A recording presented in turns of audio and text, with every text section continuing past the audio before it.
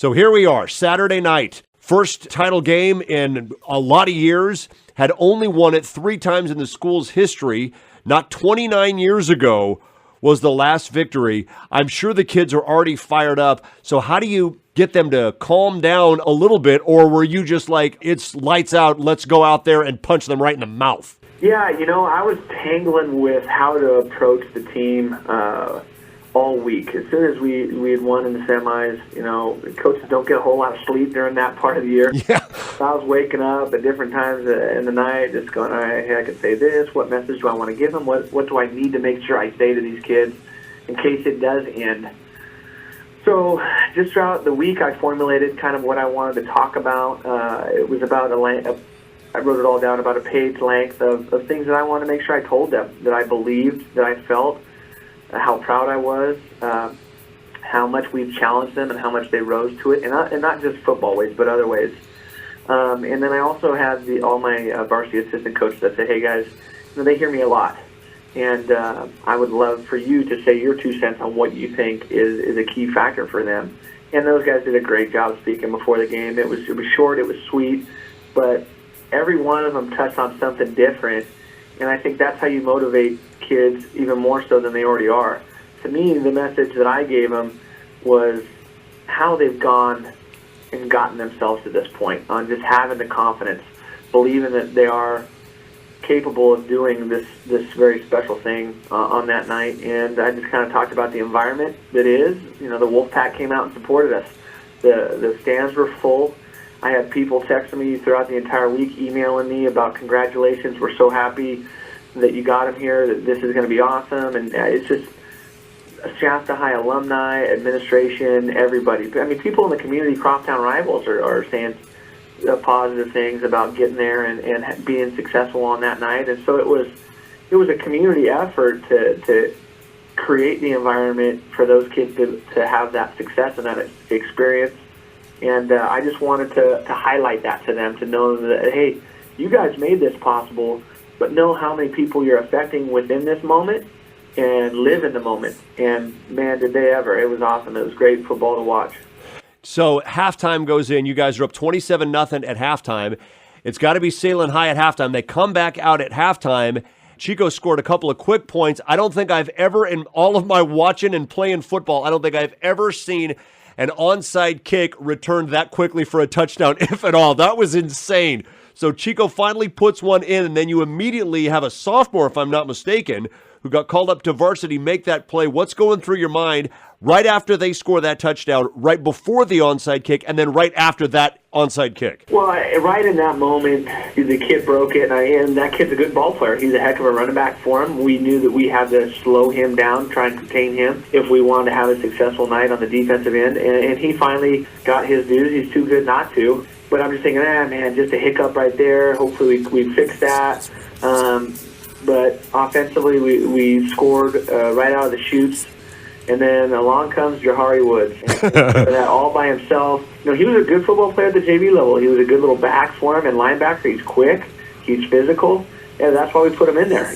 We had some talent at that JV level that we said, hey, these guys can jump into some of these special team spots and make an impact for us. And, boy, there was no hesitation on his part. He just scooped that thing up, and he was gone. And I think the only person that would have caught him that night was me, because I was running down the celebrating as he's running, just going, holy smokes, here it is. So it was a great moment for that kid, and not just for him individually, but the whole team. After the game, score's over, there you are out there on the field with your guys, section champions, first time in 30 years. When the clock hits 000, how's that feel? It was awesome. I wish I could have every Friday night kind of give you those feelings, generate that. But otherwise, a moment like that wouldn't be as special as it was.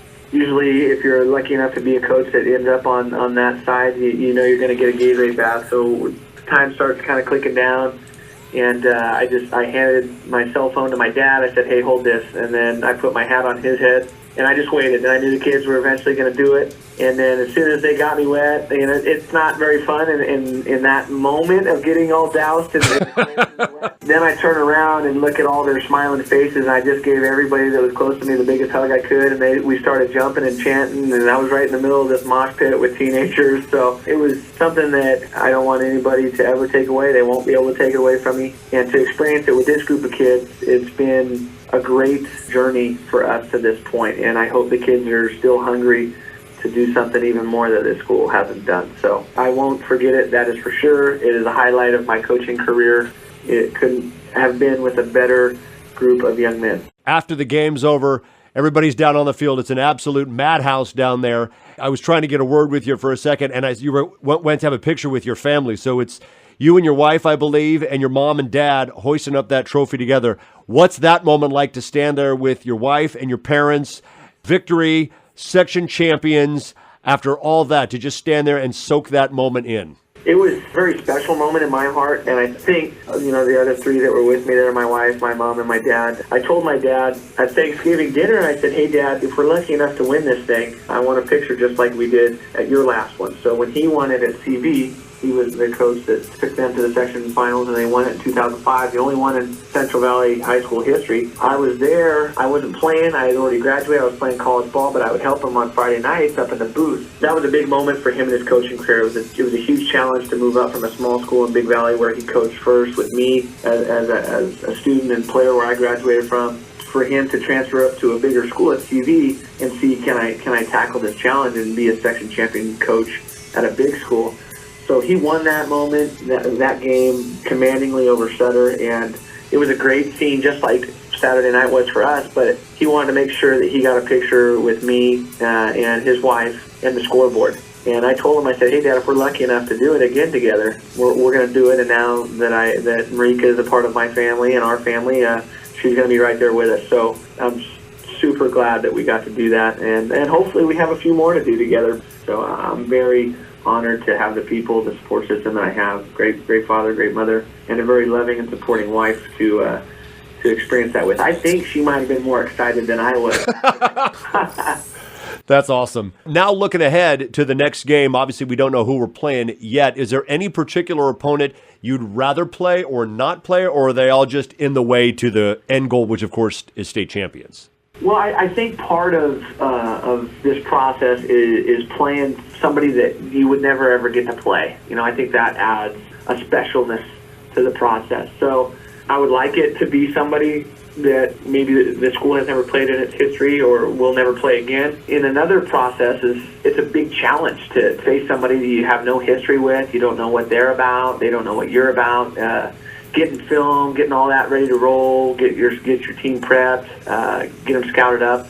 It's a lot of work that we got to invest in this next couple of days of trying to get our guys set up and ready to roll. We will not know until Sunday with the state selection committee kind of going out and making the brackets. But we'll take whoever we get lucky enough to draw against. Whether we got to travel to them, we get a neutral site, if somebody comes up to us, we just want the experience, and we want to play good football in it. We don't want to just live on this last Saturday night's victory. We want to push, we want to make some noise, we want to represent our section in a good light. Absolutely. Looking ahead, what does the future look like for you, and how does the football program move forward after a monumental year this year?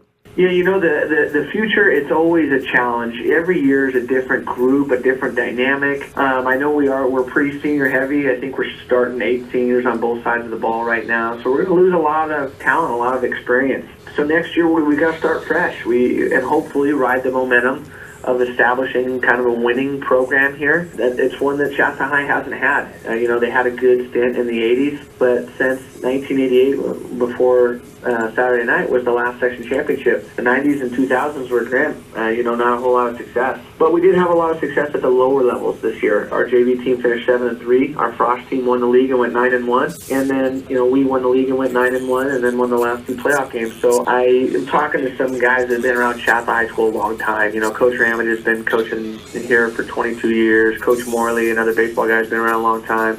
We don't think that we've ever had all 3 programs, or all 3 levels, be as successful as we were this year ever. It shows good things. That I think our program's turning. Doesn't mean we're guaranteed to make these kind of pushes every year. I just want Shasta high football players to, every time that we suit up, and we're going to give everybody a handful. I feel that the future is bright. Next year, it's a fresh start.